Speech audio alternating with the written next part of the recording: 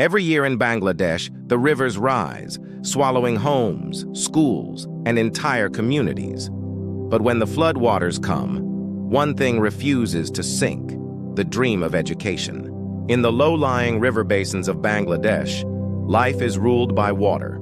For families here, monsoon floods are not rare disasters. They are a part of everyday life.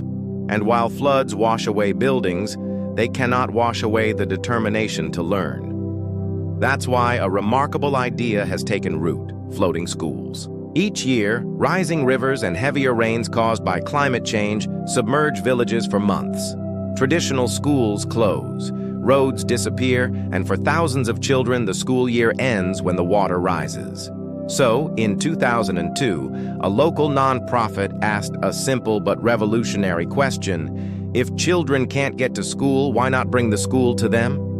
The answer came in the form of floating classrooms, boats that double as schools, libraries, and community centers. Today, more than 100 floating schools operate in Bangladesh.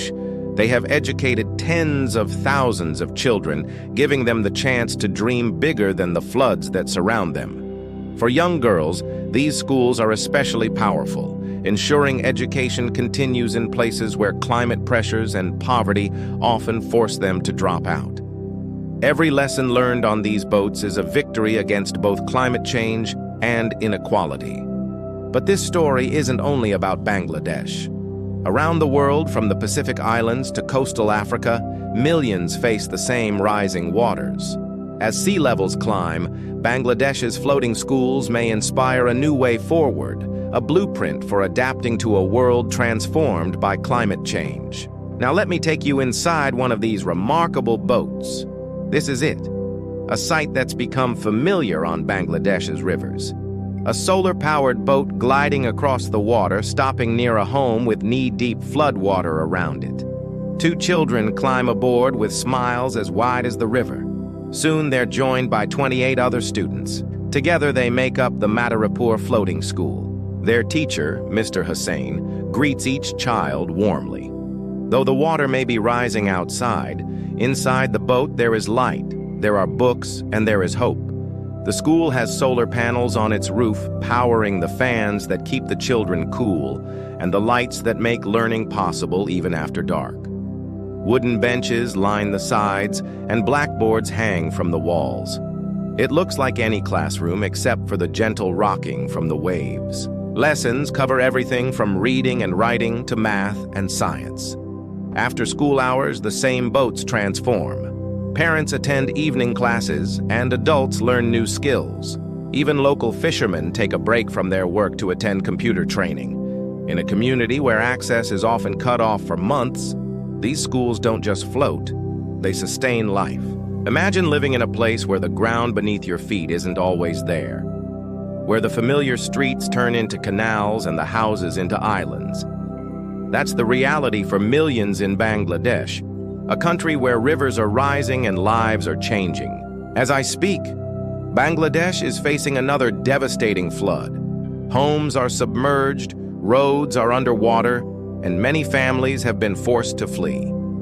But even in this challenging time, life goes on. Mothers still need to cook meals, children still need to learn, and communities still need to dream of a better future. And this is where the floating schools come in. They may seem like a small, even simple solution to a huge problem, but their impact is immeasurable. These schools have given thousands of children a lifeline, a chance at a brighter future. They've shown that no obstacle, not even rising water, can stop the human spirit from learning and growing. What's happening in Bangladesh is a stark reminder of the challenges we all face in the fight against climate change. But it's also a testament to the power of human innovation and resilience. The floating schools are a beacon of hope in a world that often feels overwhelmed by bad news. So what can we learn from Bangladesh? How can we apply these lessons to our own lives and communities?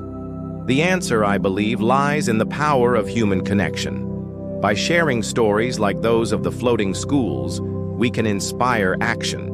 We can show that even in the darkest of times, there is always hope.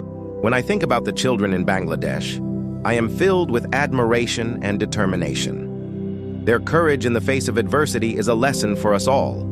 They remind us that no challenge is too great to overcome and that every obstacle can be turned into an opportunity. As you watch this video, I urge you to reflect on your own role in this global community.